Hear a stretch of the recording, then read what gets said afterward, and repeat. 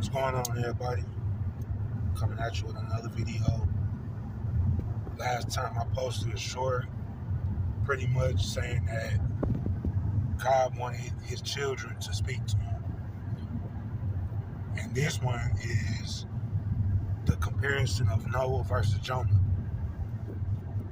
So in the story of Noah and Jonah, it's pretty much about how their obedience or disobedience shaped the results of what their mission was from God. So let me get right on into it. The first comparison is Noah. His obedience had him and his family in the ark in safety and shelter. Then Jonah, his disobedience landed him in the sea by himself to be swallowed by a big fish for his shelter. Now, God gave me a movie reference from Back to the Future 2.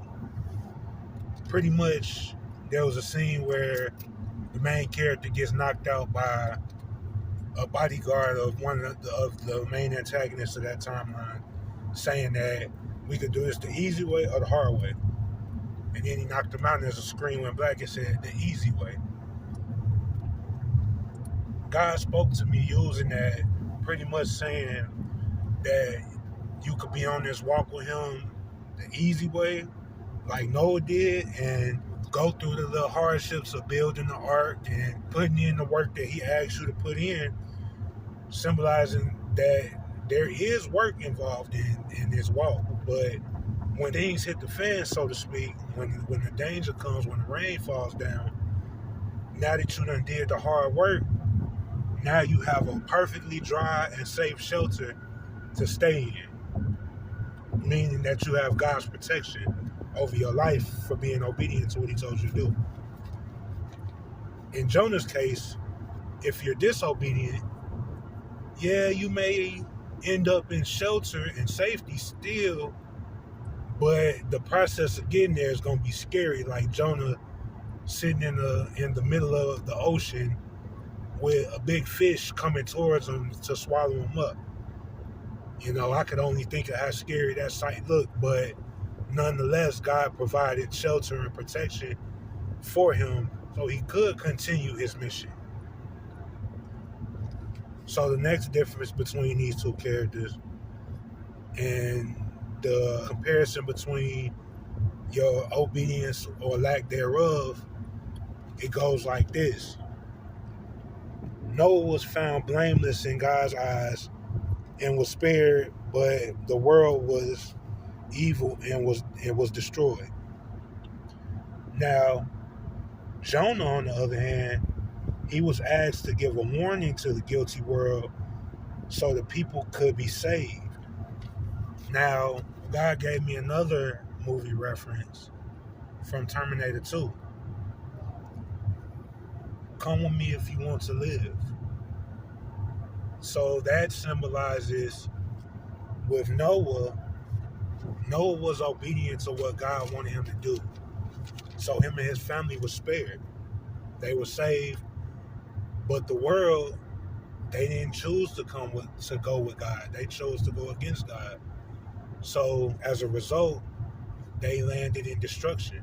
Jonah, on the other hand, even though he was living in disobedience and running away from God, which he was really just scared not even scared, but he didn't want to give the grace that God was showing him.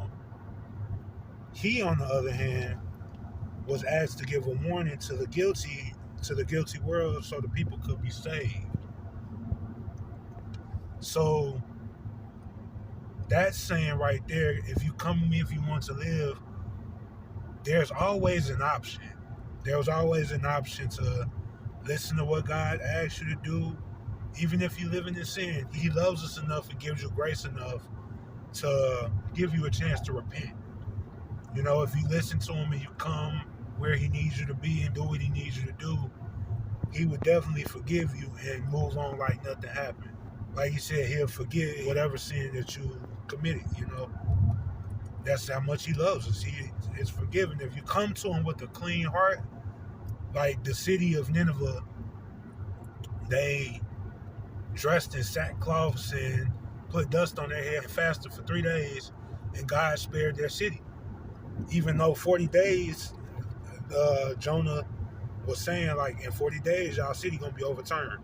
He didn't want to say that, but, he told them, 40 days and y'all gonna be overturned. And the king, he stood on business. He like, yo, we putting the animals on the fast. We going on a 3-day fast. Nobody eating.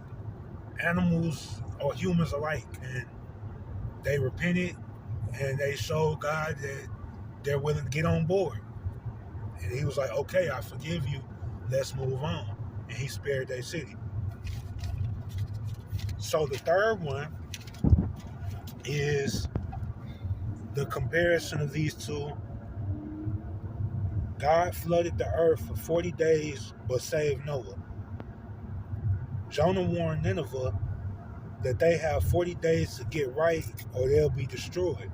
As I just said, God gave them a chance to get back on board, which they complied to. And the number 40 stuck out to my spirit, and it caused me to look it up in Strong's Concordance. So the Hebrew means Father is King, and God is our Father, and He's the King of this universe. He's the King of our lives. He reigns supreme over every living being that's ever walked this earth. So with that being said, like the whole message I've been saying, whether you do it the easy way or the hard way, His way gonna be the end all be all. Because whatever the king say goes.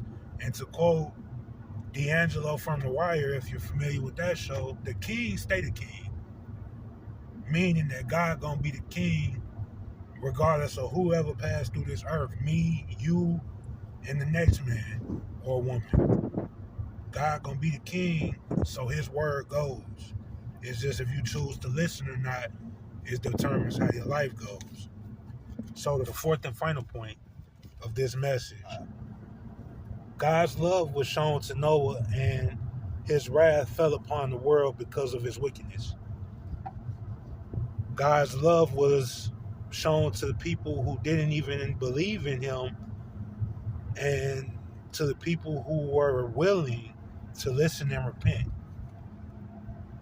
God finished off this word by telling me God's love is abundant. Meaning that, like I've been saying the whole time, if you are willing to allow God to lead your life and you are willing to listen to what he tells you to do, then his love is abundant enough to forgive you for whatever sin that you committed, whatever unbelief you had in your heart. As long as you repent and come to him with a clean and repentant heart and be honest about it, he will forgive you for whatever you've done. All you have to do is be a willing vessel to allow him to work in and through you, and you can experience complete and utter freedom. That's all I got for y'all, man. Love y'all.